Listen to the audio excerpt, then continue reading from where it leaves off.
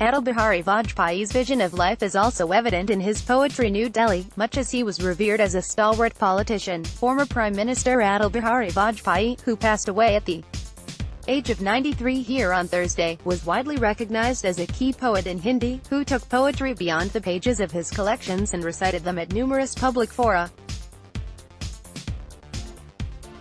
He used poetry as a medium to give expression to his deepest thoughts.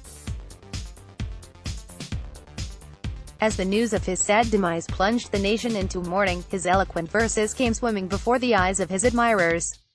One particular episode that deserves mention took place in the year 1988 when the Bharat Ratna awardee was in the United States for kidney treatment. In a letter to playwright and his contemporary Dharamvir Bharati from the United States during his treatment days, Mr. Vajpayee said he peeped into the eyes of death and captured the agony in a poem titled Maut then Gayi, Face Off with Death, recounting the trauma that he was undergoing while uncertainty of his survival loomed large. Mr. Vajpayee described in the poem that he had almost accepted the end. I had no intention of fighting. There was no promise of meeting again. Death blocked the path and stood on the way. In a moment she became larger than life, he wrote. In the letter originally written in Hindi, Mr. Vajpayee added, Maut ki umar kya hai?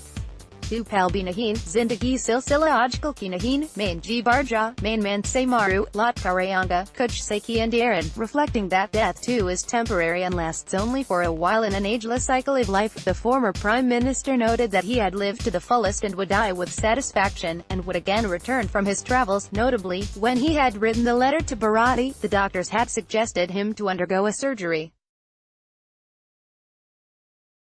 This suggestion had caused an anxiety in his mind, and Vajpayee revealed in the letter that this poem was written in that frame of mind. It is also interesting to note that then Indian Prime Minister Rajiv Gandhi was responsible for sending Mr. Vajpayee to the US for treatment.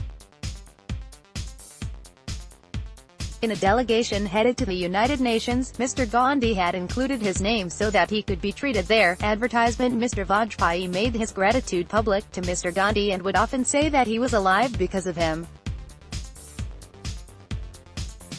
He emerged victorious in this face-off with death, and would go on to live for another 3 decades, serving thrice as the Prime Minister of India, first for a term of 13 days in 1996, then for a period of 11 months from 1998 to 1999, and thereafter for a full term from 1999 to 2004. Mr. Vajpayee's vision of life is also evident in his poetry.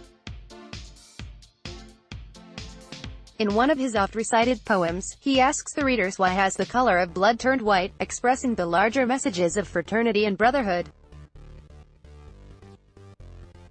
His poems also conveyed the firm belief in marching forward that Mr. Vajpayee accorded great importance in the course of the nation's journey. His Geet Naya Gata Hoon, Singing a New Song, is widely read and features in several school curriculum books, but Mr. Vajpayee also expressed his disgust with the face of truth in one of his poems, where he went on to say, Geet Nahin Gata Hoon, or I am not singing. He wrote that when the truth revealed its real face, he became fearful of the truth itself and preferred to stop singing, or writing about the truth.